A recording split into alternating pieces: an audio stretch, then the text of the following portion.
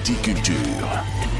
ngir ndakaaru gën a set ba noppi gën a yaatu kon gën a féex moo waral maire plateau di Alioune Ndoye lëkkaloo kon ak ministre de l'urbanisme ngir tekki ay pexe BRT di bus bi nar a bàyyeekoo ca banlieue ba utal si biir ndakaaru ñetti téeméeri milliards ci xaalisu CFA lañ ci def kon ci ay koppar ñu bëri ci askan wi nag ne loolee lu baax la ngir mën a rataxal dem bekk dikk bi am ñu gis ni kon defoon ko ci xëyum ndaw ñi mooy li gën gàmmu 2019 bi thème bu ren bi kon moo di xeex yalwaan ba tax ñu nar koo waxtaanee ca Tivaouane ak kon ëllëg ca esplanade des mosquées reportage bi tey ca Tivaouane googee la ñuy utali wax ci jaaykat yenu jëlee ca peggi jumaa ja ba utal leen fu nu nekki dinañ fa fekki Papa Ma Jaxate Sarr li mbokk yak leneen buñ ci noppee dinañ ci boole ne ni ponk ba ci biti réew tàggat yaram sooga dugg ci pàcc bi nu jagleele aada ak cosaan mu gën caa fës kon pàcc bu yaatu bu nu jagleele gàmmu gi kos yi di dëkk ba nekk ci diggante Kaolack ak Nioro foofee ci am dinañ fa daal di waxtaane Serigne Babacar Sy ba ci yoonu màggal gi nataal bi gan gi ak li yëglekaay yi xëye tey mooy buural Midi Culture ñu ñaanalante Daouda Gueye moo nekk ci machine bi. Midi Culture.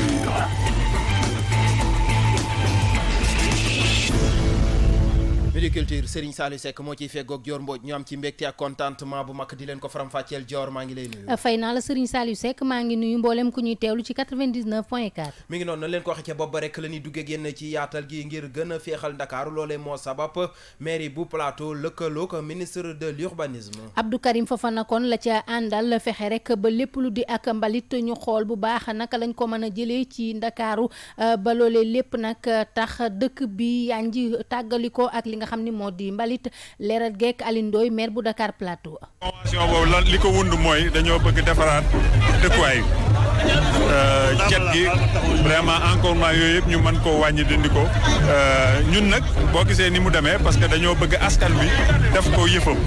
muy askan bi ñi fi dëkk ñi fi daan seen doole ñi fi liggéey ñi nga xam ne xëy na dañu ñëw jël seen oto ñëw rek régler problème dem ñooñu ñëpp ñu bokk xeex bi pour defar Dakar jox ko beneen xarkanu kat li ñuy def nii dañ ko waxtaan ak nit ñi ku ci ne ca fa nga yëngu jóguñu pour gaañ kenn dañuy ànd ak ñoom defar te jàpp naa ne tey puisque loolu lañ jiital da waxtaan ak nit ñi nit ki aussi ñun man bëgguñu rey Plateau maanaam commerce bi fi ne jóguñu pour rey ko parce que loolu moo tax Plateau am tur bi mu am waaye nag dañuy defar te kuy defar itam yenn saa yi nag di nga toj nen pour am omelette du dëgg mais ci ñi fi ñu toll tey ak ñi xam ne ñoom ñooy acteurs yi gëwuma ni jafe-jafe dana ci am. mu nekkoon kàddu yi Alioune Ndoye nekk maire bu Dakar Plateau ñu wax kon ci projet bu bees boo xam si njiitu réew mi di président Macky Sall moo ko teg di BRT dugal ci lu toll ci ñetti téeméer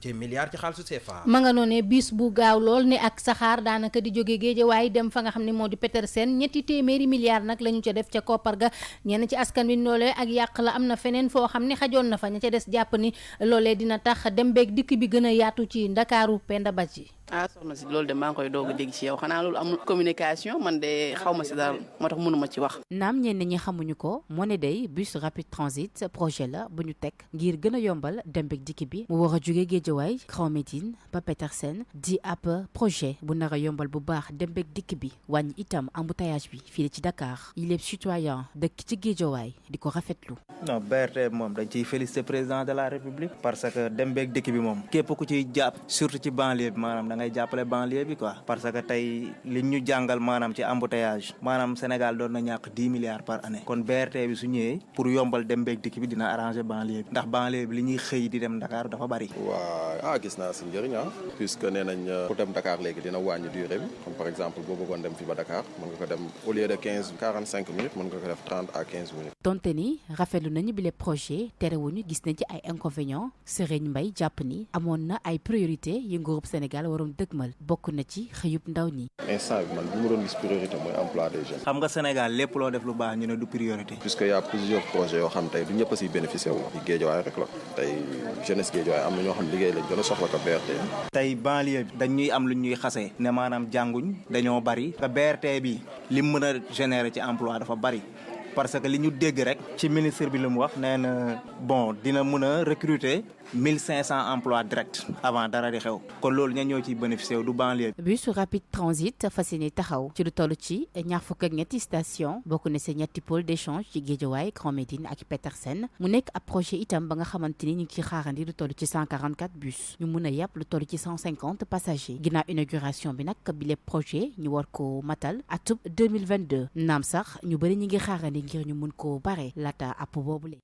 jaajëf Penda Badji Midi Culture midi moo jot ba tegal juróomi simili ca Kondiaka ak Médine nga nekk ca Tivaouane. Rejoignez-nous sur Facebook, Twitter, Instagram. ñu wëyal wax kon ci gàmmu gi nga xam daanaka fan yu néew moo ci des loolee moo sabab groupe Futurs Médias defoonub délégation dem fa. ci njiital seenu directeur di Birane Ndour moom nag xam leen ni daal na mu ko defee rek ci xew-xew diine yi ci Sénégal gépp noonu la ko fas yéenee wéyal ba tax na daal gàmmu gile lu toll ci téeméer ak juróom-ñeenti agent daal dinañ leen yóbbu fa nga xam ne mooy dëkk bu sell boobee ngir lépp lu tukkee ci xibaar ñu mën koo dégtal askan wi Birane Ndour dañuy teewluy kàddoom ak Serigne Saliou Seck.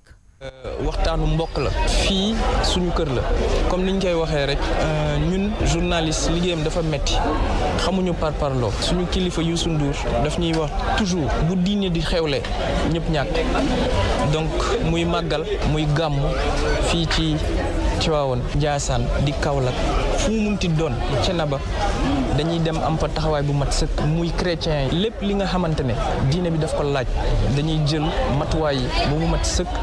pour mën a satisfaire ñi nga xamante ne ñoom ñooy nekk derrière l'écran wala di déglu rajo dem ci site internet bi wala di lire suñu journal L'Observateur. Tey waxtaan bi du woon waxtaan bu gudd waaye waxtaan bu am solo la woon ndax comme ni ngeen ko xamee Serigne Babacar Sy Mansour dafa doon nit bu nga xamante ne moom day suivre média yi. Je pense que tey ñun am nañ ci jàngat bu am solo joxe na ay conseils ak ay recommandations ci li nga xamante ne xëy na dina gën a jëmale suñu liggéey kanam te on a pris bonne note. Dispositif bi amoon Touba moo am Tivaouane maa ngi la koy wax sànq fu diine bi xewlee rek matuwaay yi ñu jëloon feneen moom la ñu jëlaat fii tey lu tolloog téeméer ak juróom-ñeenti nit dinañ fi nekk pour couvrir événement bi loolu la ñu yóbbu woon ca Touba donc muy Touba muy Tivaouane muy beneen këru diine bu xewle dispositif yi ñu jël fële la ñu jël fii mu doon benn dispositif bu nga xamante ne ñëpp dinañ ci am une satisfaction totale. Tivaouane la ñuy des ba tey wax kon ci thème bi nu jàpp ci gàmmu ren gi di xeex yalwaan. loole lépp nag tey jii ba ci suba sax ci alxames ji kon dinañ ko waxtaane ca bayal ba nekk ca jumaa yi Tivaouane loole nag askan wi daal dinañ ci joxe seenu ko gis-gis ci thème bi ñu déglu seen xalaat ak Papa Madiakhate Sarr. xale taxawaaluñu xale yi peut-être dañuy génn peut-être pour yalwaan peut-être pour am lu lekk pour delluwaat loolu kese la donc pour man daal gars yi dañ leen war a jàppale dañ war a dimbali quoi am yow la cool loolu la cool yi njëkk yow la da leen war a dimbali fondamentalement man loolu laa gis. damaa bëgg yaay bu nekk doomam dem di jàngi di wàcc di ñëw man loolu laa bëgg bu xëyee dem jàngi wàcc bu ngoonee mu dem jàngi wàcc ñëw mais dem yóbbu ko daara moom ànduma ci d'accord ma ci tamit. di fanaan ci mbedd yi nekk ci marché bi di taxawaalu ñun sunu marché bi fii taalibe yi dañuy jaay ndugg dem di sàcc ndugg jàmbur yi di jaay ñu leen di dóor loolu jaaduwul man toujours dama koy gis sama xol bi di jeex te mënuma ci dara. moom la ko taw ma ko ndax dañuy ne ci kaw tëri bi rek fu nañu nekk fa waaw duñu yelwaan dañuy ne ci kaw tëri bi taxawaalu sànq ba maa ngi leen di wax wàcc leen tëri bi duñu yelwaan fii lañu nekk ci taxawaalu voilà noonu laa ko ñàkk a jàng daal moo waral seen taxawaalu bi. yelwaanu xale yi moom métti na trop parce que heure bu ne nga tase ak ñoom même guddi muy bëccëg heure bu ne da nga tase ñoom yelwaan saa soo jógee fii di dem tey bi ma jóg 5 heures du matin laa jóg damaa ngi tase ak ñoom ñu yelwaan damaa yaakaar loolu sëriñu daara yi lañ war a waxal parce que donga yi koo ci wax daan la dañ maa sas yelwaan ci bari donga yi koo ci laaj ñu bari loolu lañ lay wax même parents yi am nañ ci responsabilité ñoom it war nañ cee xoolaat seen i doom bu baax fu ñu koy joxee parce que man mi nekkoon naa daara mais sama daara bi ma njëkkoon a nekk daara yi muritu la ci àll bi lañ ñëwoon dañ doon bay foofu mu amoon yelwaan mais nag dañ doon fay chaque fin de mois 12 000. yegg si nañu ci reportage bi kon ca Tivaouane la ñuy des ak ni nu jëlee jaaykat ya nekkoon ca peggi jumaa ji daal di leen di yóbbu ca terrain préfecture di bayal bu mag bu nekk ca diwaanu Tivaouane ñoom ñi leen nag loolee def na ab diir boobaak léegi dem nañ sax ba daal di tàmm foofee nga xam ni fa lañ leen daggal ay place Papa Madiakhate Sarr demoon na ba terrain préfecture. bayal bu yaatu bi janoo ak préfecture Tivaouane ñu gis fii ay tente ci biir boor ay bant ci beneen boor bërëb bi nga xam ne lu ci ëpp ay ndaw ñi ñoo fi daan tàggat seen yaram ci jamonoy màggal gi dafa soppi xar kanam. du Omar Traoré agent municipal la nekk service de l'aménagement urbain et de l'occupation du domaine public. alors fii nga ñu gis ni présentement fii la ñu recaser ñëpp ñi nga xam dañuy jaay fëgg jaay ak d'autres objets ak ñi nga xamante ne aussi day ñëw aux alentours pour jaay leen lekk parce que aussi centre ville lañ doon jaay fëgg jaay mais c'est un peu proche des lieux de culte moo tax la mairie ces dernières années mu ne nañ leen délocaliser indi leen fii nga ñu fekk ni tous les vendeurs de fëgg jaay yi nga xamante ni dañuy ñëw faral di jaay si gàmmu dañuy ñëw fii ñu morcelé leen place ñu jël ko par nombre de mètres carrés selon ku ci nekk ak li surface bi nga bëgg. jëlee commerçant yi ci biir dëkk bu sell bi ngir indi leen ci bërëb bi lee doonul woon lu yomb ci mairie Tivaouane. bien sûr confronté nañu ak situation parce que la première année bi ñu ko tenté amuloon affluence beaucoup de vendeurs dañoo ñibbi nit ki dafa ragal fu mu xamul lu mu xamul donc mais d'année en année il se trouve que ni xam nañ ko min nañ ko population fekk na moo tax actuellement day dem ba nga xam sax la demande day dépasser carrément l'offre. commerçant yi ñu fekk ci bërëb bi ne ñoom léegi seen xel dal na ñu yokk ci sax ne njaay mi ma ngay dox bu baax. daawaa di jéeg année yi passé dañ doon am problème mu toilette ren on s'est vu que defaloon ñu ay toilettes def ci ay chaises ndox et tout ñëw na d'ailleurs léegi lañ ko doon réceptionné loolu dina bokk ci loo xamante ni dinañu dimbale expérience bi dañ ko dund ay at mais di ci perte ay xaalis ay at. man bi mooy sama deuxième fois quoi ma ñëw jaay si gàmmu quoi. moom fii moom moo gën a isolé quoi parce que fii day xaw a bëri bruit yooyu quoi mais fii moom wax dëgg ñu ngi ciy sant yàlla bu baax a baax client yi daal xam ñu ngi fi ñëw moom aussi itam bu gàmmu baax itam fi la ñuy nekk ba ay fan soo ko dem quoi. yére fëgg jaay ay jumtukaay góor ak jigéen wala ay ñam mooy li ñuy gën a nemmeeku ci bërëb bi ñu defandi ak marché ci jamonoy mawlud gi fii ci Tivaouane Papa Madiakhate Sarr Tivaouane rajo King FM. cant ak ngërëm ñeel na la bu baax a baax Papa Madiakhate Sarr di sunu ndaw la nu yebal kon foofee ca Tivaouane bépp xibaar bu tukkee ci gàmmu gi moom lañ ci nara àndal Midi Culture 12h12.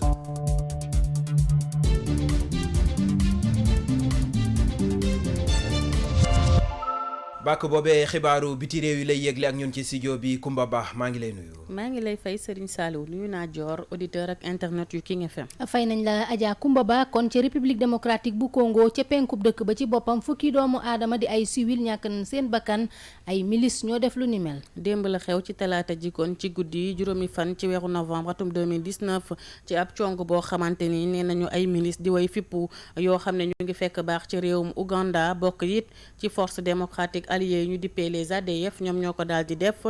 juróom-benn fukki kilomètre kon moo dox ci diggam ak bët gànnaar ba ca Beni nekk it ci penku bu république démocratique bu Congo loolu la askan wa xamle l'armée ba nag teeloon na yëglu ci semaine bi ñu génn daal di wax ne dina def ay opération yu mag ci région ba génnee leen fa ndax foofu liñ fa faate ci ay civil dafa bari lool juróomi at a ngi nii ba pare dañ fa annoncé woon ne Ebola dafa am. ca Algérie moom étudiants yi dañoo génn ca mbedd ya di naqarlu rek seeraay ga ca hydrocarbures yi. manifesté nañ kon démb foofee ca mbedd yu Alger muy fanweer ak juróom-ñaareelu semaine bu tegloo ñoom ñuy wane seen ñàkk ànd ak pouvoir ba waaye dàq présidentielle yi nga xam ne nee nañu dañ ko yamal fukki fan ak ñaar ci weeru décembre ndax loi bi ñeel wàllu hydrocarbures ñoom it ànduñu ci te député ya tàmbali nañ procédure ya ngir voté ko lu bëri daal ay junni étudiants ñoom ñoo wàcc ay citoyens forcé barrage ci nga xam ne moom la policier anti émeute yi tegoon démb ci talaata ji dajaloon nag ci buntu assemblée populaire nationale ba di yuuxu daal ci kaw di wax na ñoom ànduñu benn yoon ak bile loi. ca France moom kon waa France ñoo yëgle ci boppam kilifa gu mag ci njiiti way fipp yi di ay jihadiste faat nañ ko ca Sahel. muy marocain bi di wuyoo ci turu Abou Abdel Rahman al Maghrebi turam biñ ko doon woowee nag di Ali Maychou moom nag nee nañ jàpp na ni mooy numéro 2 bu leader religieux bu groupe de soutien à l'islam et aux musulmans bi ñu dippee GSIM di organisation djihadiste bi nga xam ne ñu ngi jokk ci Al-Qaïda nee nañu daal moom la force française ya daal di faat foofee ca réewu Mali ci weeru octobre bi ñu génn la ki xamle xibaar bi nag di waa agence France Presse nee nañu jëwriñ ji fekk baax ci réewu France te yor fa wàllu l'armée ba moom Florence Parly moom moo ko daal di xamle kon fii la ñu yem tey ci xibaar yi ñeel biti réew. jaajëf Kumba Ba ñu jàll ci tàggat yaram. Tout de suite, le sport. Now, sports. xibaaru tàggat yaram yi coupe confédération africaine de football lañ koy tàmbale ak génération foot mi nga xam si lajj na. moom génération foot kon du ca mujjee bokk ndax démb ci kanamu ñi nga xam ni mooy SAE FC bu Bénin dafa ñàkk gannaaw ba ñu demee ca teg dóore kon dafa daal di nërmeelu ñeenti bal ci ñett kon génération foot du mujjee bokk ci jongante yooyu moom mi nga xam ni sax moo nekkoon champion Sénégal dina defarwaat rek ba déwén ngir mu mën a góorgóorlu ba bokk ci yooyu lay jongante. éliminatoire Coupe d'Afrique des Nations 2021 Ousseynou Thioune mooy remplacer Salif Sané. moom Salif Sané kon Serigne Saliou dafa am ab blessure ba tax na daal mu daal di mën a bokk ci yooyu lekk jongante tax ñu woolu Ousseynou Thioune mi nga xam ne milieu défensif la bu FC Sochaux moom nag kon ci première journée éliminatoire CAN 2021 yi nga xam ni mi ngi war a am diggante Sénégal Congo ak Eswatini kon nag dina ca mën a bokk ci premier match officiel yooyu nga xam ni moo ñeel équipe A bu Sénégal kon boo moywul diggante Sénégal ak Congo mi nga xam ni fukki fan ak ñett ci weer wi la nar a am ca Thiès wala sax mu daal di jouer match bi nga xam ni moo nar a dox ci diggante Sénégal ak Eswatini nar a am fukki fan ak juróom-ñaar ci weer wi ñu nekk ba tey. Sénégal ak Eswatini Salif Sané tamit ñu fàttali ni opération la daal di def Ligue des champions ñu wax ci résultat démb bi ak programme bu tay bi. manga noone Serigne Saliou Seck kon ci groupe F bi FC Barcelone ak Slavia Prague dañoo témboo kenn doorul sa morom Zenit Saint-Pétersbourg ak ki nga xam ne mooy RB Leipzig kon Leipzig moo ko daal di dóor ñaari bal ci dara. Naples ak Red Bull dañoo témboo ku nekk benn bal nga dugal sa morom Liverpool ak Genk kon Liverpool moom moo ko dóor ñaari bal ci benn. Dortmund ak Inter de Milan kon Dortmund moom mujjee dóor ñetti bal ci ñaar Olympique Lyonnais ak Benfica kon Olympique Lyonnais moo dóor ñaari bal ci benn ci groupe H bi nag Valence ak Lille kon Valence moo ko wuli yu metti ñeenti bal ci bara Chelsea ak Ajax dañoo témboo ku nekk ñeenti bal nga dóor sa morom programme bi dina wéy ba tey ñeel 4e journée yi tey kon bu 18h55 jotee Bayern ak Olympiakos ñoom ñooy daje ci groupe B bi la Lokomotiv Moscou mook Juventus de Turin ñoom ñooy daje ci groupe D bi Paris Saint-Germain bu Idrissa Gana Gueye ak Bruges bu Crépin Diatta kon dinañ daal di laale ci groupe A bi la Real Madrid ak Galatasaray ci groupe A bi Atalanta Manchester City groupe C bi la Bayern Leverkusen ak Atlético ci ñeel groupe D bi ba tey jongante ñi mën a xaar bokk na ci Étoile Rouge ak Tottenham ci groupe B bi la ba tey Dinamo Zagreb dina laale ak ñi nga xam ne ñooy Shakhtar ci groupe C bi. dañuy dellu si ci réewum Sénégal wax ci nawetaan ak violence yi nga xam si tàmbali nañ ko ci nemmeeku. loolee nag mi ngi wéy ba tey di law ci nawetaan yi rawatina rek ci banlieue bu Ndakaaru bërki démboo Njaay rek ca Diamaguène stade bu Mbaaw xale bu góor bu ñu wéyoo ci turu ko Mamadou Ba moo fa ñàkk bakkanam mu nekk loo xam ne nag askan ba fay yeewoo ñaawlu nañ ko ba fa ñaaw lu yam jàpp ni daal faaw ñu jël ay matuwaay ñeel lii di nawetaan ndax dootuñu fa déggati violence awaseen violence doon lu ñu nemmeeku ci mouvement nawetaan yi Amadou Ba dikk ci ñàkk bakkanam ci dimanche bi ñu génn fële ca Mbaaw li ni mel moo waral ndaw yi ñuy fekk ca bayal ba di wuyoo ci turu Ahmed Kane ak Talla Thiam ne ñoom gisuñu benn yoon li di njëriñu nawetaan. moo ci njëriñ moom ay inconvénients ngay laaj mais njëriñ moom gisu ko xale yi dañ ciy xeex ci jamante stade boo demee dootoo bëgg sax seetaan football. gisatuma ci rendement moom ndax bu njëkk nawetaan dañ ko defoon pour xale yi période vacances mais da nga dem ba benn instant nawetaan amatul benn rendement ndax violence bi bëri na ci. ñu gis tamit ne day tardeel njàngum xale yi ndax day romb li nga xamante ne mooy vacances yi teg ci ODCAV rek moo ci jariñu. nawetaan léegi kenn xamul sax amatul date ndax da ngay gis sax ay nawetaan yi nga xam ne presque période année scolaire lay commencé wala boog bu année scolaire di jot duñ xaajal sax duñ football sax 2 matchs. parce que booy xool élèves yi sax ñoo ci gën a perte. parce que am na ci ay xale yoo xam ne ay élèves la dañuy fubal kaaf classe la Amadou Kane gi ñoom moo leen gënal nawetaan ñaare te ko Mohamed Diakhaté di kenn si ñoom ne am na si ñenn ñoo xamante ne ci joueurs yi dinañ ci ut xaalis waaye bariwul nawetaan bi sax ñoom nawetaan bi sax doyul de mais ñu ne pour yi mercenaire pour am weccet parce que nawetaan bu ñu ko bàyyi tam ñoom tamit dinañ xaw a métti seen côté parce que suñuy uti ay weccet ak lu si mën ci am rek war nañoo yokku kaaraange gi ndax bu ñu demee ba ay doomu aadama di si ñàkk seen bakkan day mel ni kon doonatul luy jur booloo jaajëf Awa Sène mu nekkoon kon xibaaru tàggat yaram yi xibaaru caada yi bu bàkk bi daanoo tàbbal nu ci faram-fàcce gi. xibaaru caada yu wér te wóor. dañ koy tàmbalee ak Kossy di dëkk bu nekk ci diggante Kaolack ak Nioro. dëkk boobee nag daanaka jéggi na ay frontière tur woowee ndax kat sell ga mu sell ak dalal ga mu dalaloon Maulana Cheikh Al Ibrahima Niass moo tax fu nekk la nit ñi jóge di dem ci dëkk boobule dañ ciy déglu Maymuna Ñing. dëkk bii di Kossy wala bustaanul aarifina muy bërëb bi nga xam ni fa la faydu tijaan yi juddoo te Maulana Cheikh Al Islam Baye Niass jiite mu nekkoon fa ak ay muqadam ak i shérif di ay sëtu Cheikhu Tijaan ñëwoon ngir ziyaare ko. képp ku ñëw Kossy rek war ngaa sant yàlla parce que Cheikh Ibrahima Niass mi nga xam ne moom la ñuy tiituroo ci Kossy dafa wax mu ne yàlla na ma xamal leen ne yàlla ak ma wàccee Kossy ci bésu àjjuma ci tàkkusaani àjjuma ci weeru safar waaye jàppal 1911 mu ne mu ngi sant yàlla ci wàccee gi ko yàlla wàccee ci Kossy ndax ci loolu ci la yàlla di matale mbooleem gëneel yi ak mboolem xéewal yi nga gis ne kon képp ku ñëw Kossy rek war ngaa sant yàlla parce que xéewal gënta rëy faydu bi nga xam ne daan la def nga nekk gor goo xam ne kenn dootu la jaamloo ko du sa borom. muy dëkk bu am solo ci yoonu Ñaseen Kossy fa la Baye Niass njëkkee firi alxuraanul karim taalif fa ay téeréem ci dëkk bi tam la njëkk gàmmoo Baye Niass nekkoon Kossy di liggéeyal baayam ci toolam yi formé na fa itam ay saxaaba yu bari ci tarixa bi. man gëstu naa ci Jawaahir Rasaa'il ay lu mat fanweeri leetar ak ñett yoo xam ne yëpp Kossy lañ ko adressé dégg nga kon yooyu yëpp fi la ko njëkk a defee njëkk gàmmu njëkk fee firi alquran njëkk fee jàngale mboolem saxaabayam yi nga xam ne xam nga leen ak yi nga xamul yëpp fii la leen formé ñëpp fii la leen formé ba kenn ku nekk kilifa gu mag mu yëkkati la teg la place. ñuy faral di wax ni képp kuy taalibe Baay ak fépp foo mën a ne ci àdduna farata la nga dëgg sa tànk ci dëkk bii di Kossy ndax foofee la faydu bi balee. jaajëf Maymuna Ñing dañuy bàyyi ko Kaolack kon utali Tiwaawoon waxtaane Serigne Babacar Sy. moom ma nga noonee di doom ci Cheikh El Hadji Malick radiyallahu anhu nekkoon nag xalif général des Tidianes ci atum 1922 ba altine 25 mars 1957 am na taalam ak Ndeye Mati Dieng.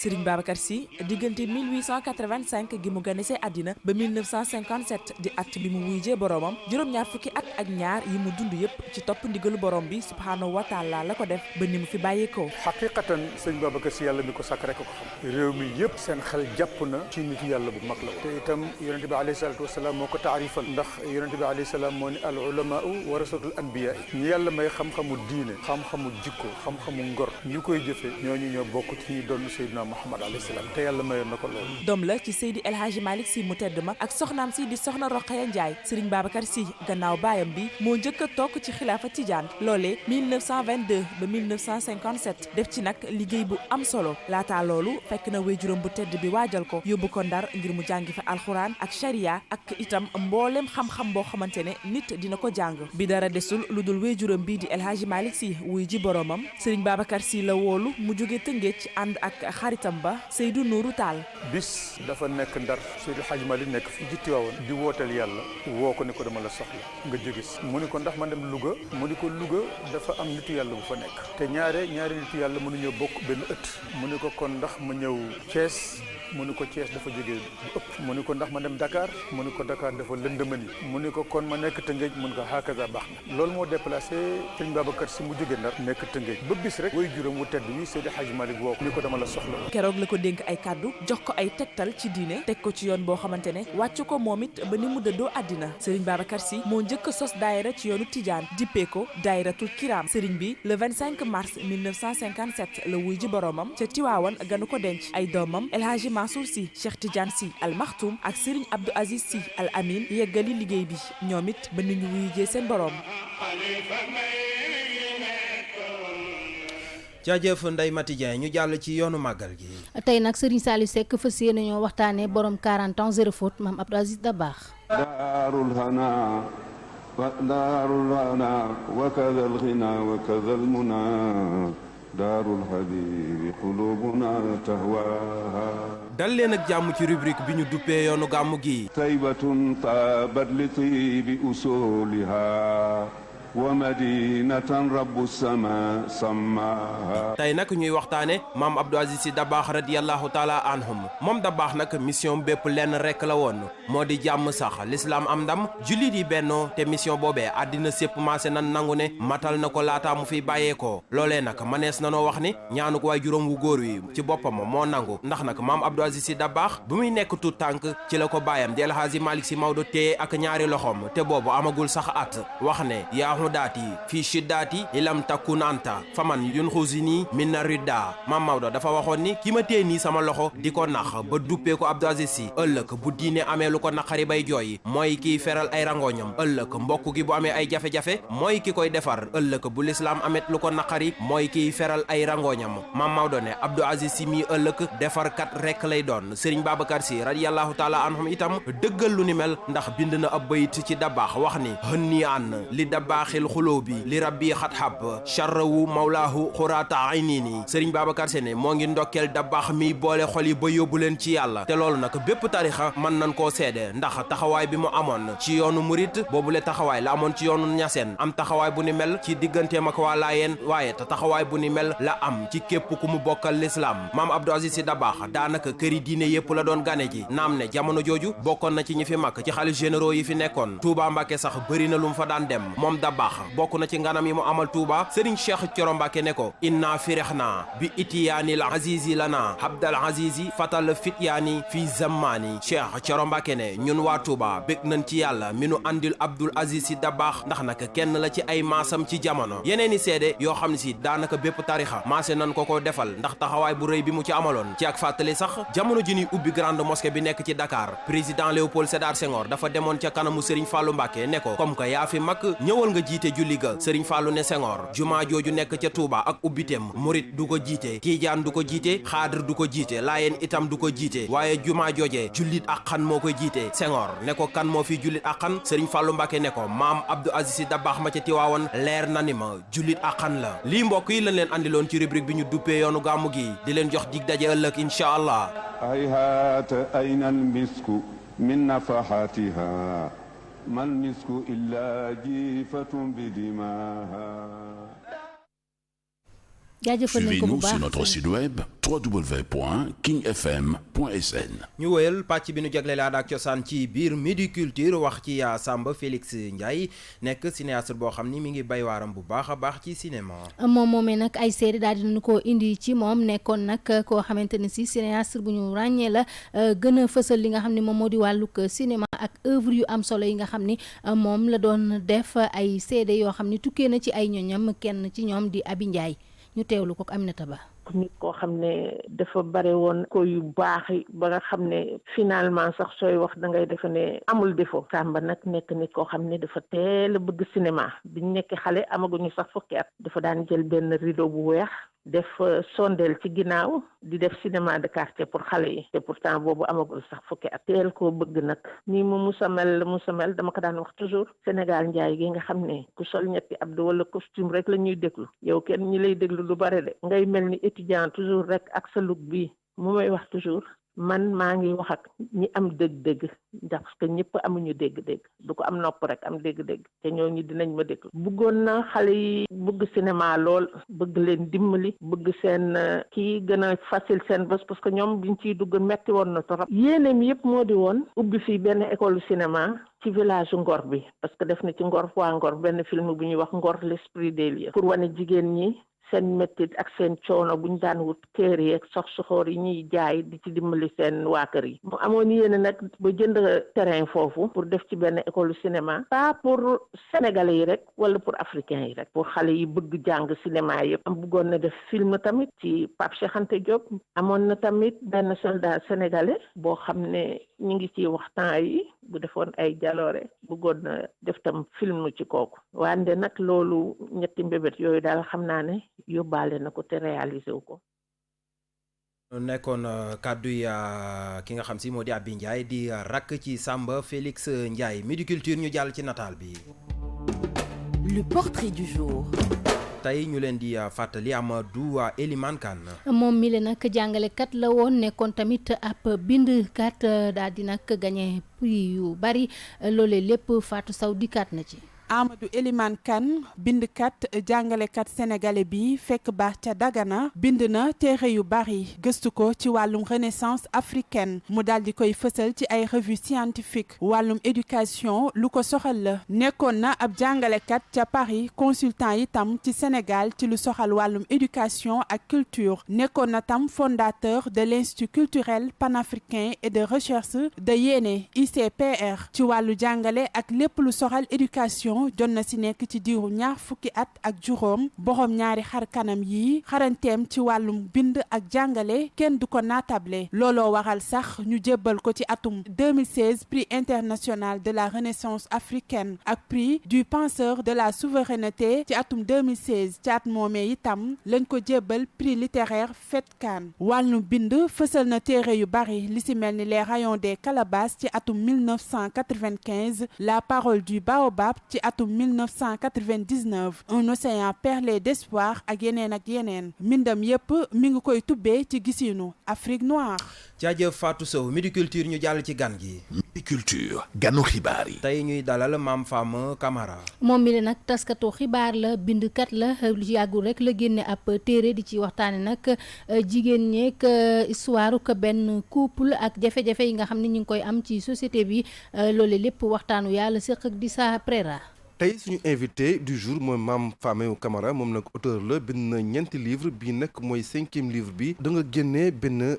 ouvrage bu bees benn livre benn roman mun nga ñu wax lan la roman moom di wax. benn couple sénégalais ñoom ñaar ay jeunes lañu ñoom ñaar ñëpp jàng nañ et tout am seen liggéey ñuy dund seen bonheur tout se passait très bien au début amuñu woon benn problème mais jékki-jékki rek jëkkër ji gis benn xale bu jigéen rek topp ko jabar ji def tout pour sauver ménage am dina dem ba seeti sëriñ sax pour jéem a sauver ménage bi mais xale bu góor bi finalement commencé di ko dóor suy wax ak moom du ko faale finalement daal ñu dem ba mu ne ko fase naa la demal nga ñibbi sa kër yaay. roman bi ça tourne autour de la vie de couple sénégalais est-ce que à travers ça dafa am yeneen aspect wu vie sénégalaise yoo xam ne roman bi daf koy wane. waaw man wax naa ci affaire art wax naa ci affaire développement durable ak suñu géej bi nga xam ne nit pêcheur industriel dañuy ñëw di napp de façon industrielle di rey ji ay jën yoo xam ne waruñu ko napp ñu napp ko di saax-saaxe suñu richesse yi quoi donc loolu wax naa ci aussi affaire art ndax art bi toppatoo wuñ ko bu baax daal Sénégal dañu ne art affaire foo la moo tax duñ ko toppatoo noonu wax naa aussi si affaire mbëggeel parce que mbëggeel moo lal lépp si àdduna bi mbëggeel fu mu amul jàmm du fa am. Mame Fama yow écrivain nga également journaliste nga noo gisee littérature bi fii Sénégal gis nga ne est-ce que mu nga gën a évoluer parce que gis nañ ne que am na xale yu jigéen yu bëri ay xale yu góor yu bëri yoo xam ne ay jeunes lañu et ils se mettent à écrire des livres. littérature bi baax na daal ndax jeunes yi ñi ngi dund relève dina am parce que jeunes yi ñi ngi bind et tout mais problème bi mooy nit yi duñu lire da ngay bind livre duñu lire man par exemple comme poésie laa commencé woon mais soo waxee poésie ñu ne la poésie dafa méttee lire xam nga nekk ci roman et tout ça mais ça reste encore lecture bi moom ça reste encore mais production bi moom ça va mi ngi dox. production bi mu ngi dox boo amoon dernier mot booy wax mbokk auditeurs yu King FM lan lay nekk. waaw pour ñu gën di lire parce que lecture day ubbi sa xel ñu xiir xale yi ci ñuy lire comme ça dinañ mën di voyager en même temps parce que lecture voyage la booy lire da ngay découvrir ay yeneen culture di découvrir yeneen pays lecture daal lu baax la. merci beaucoup Midi Culture Mame Fama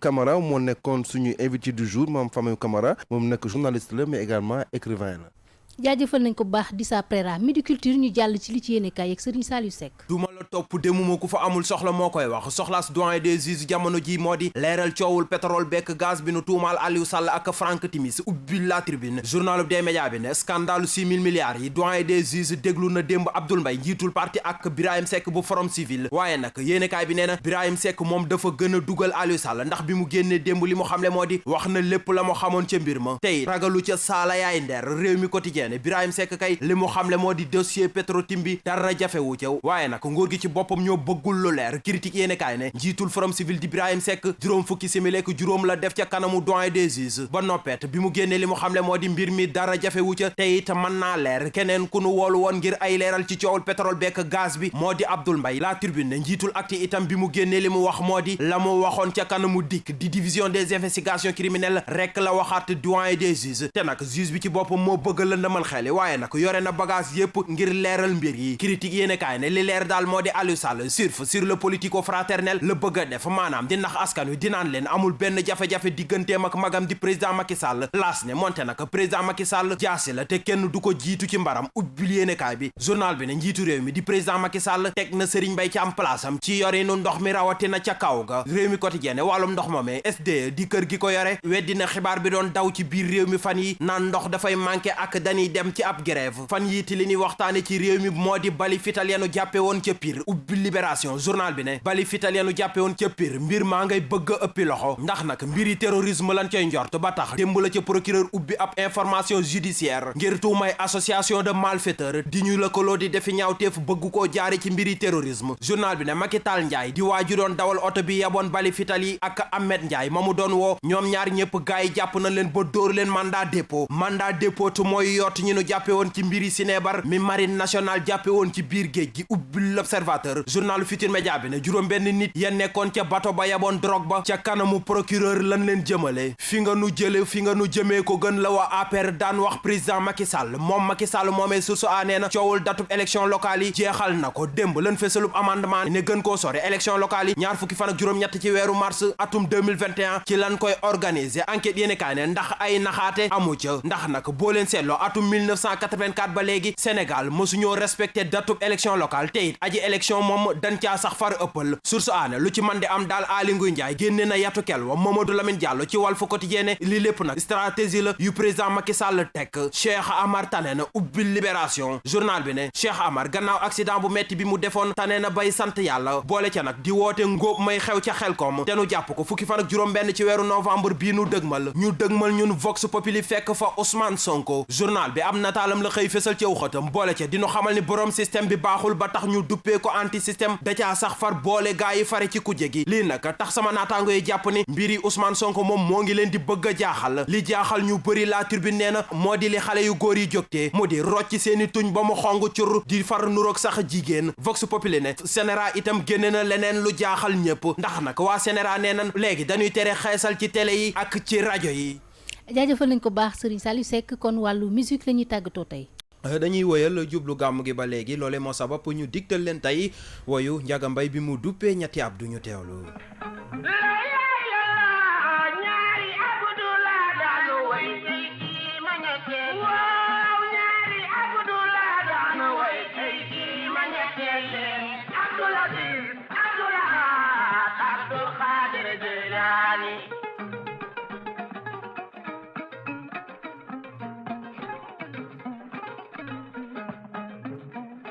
waaw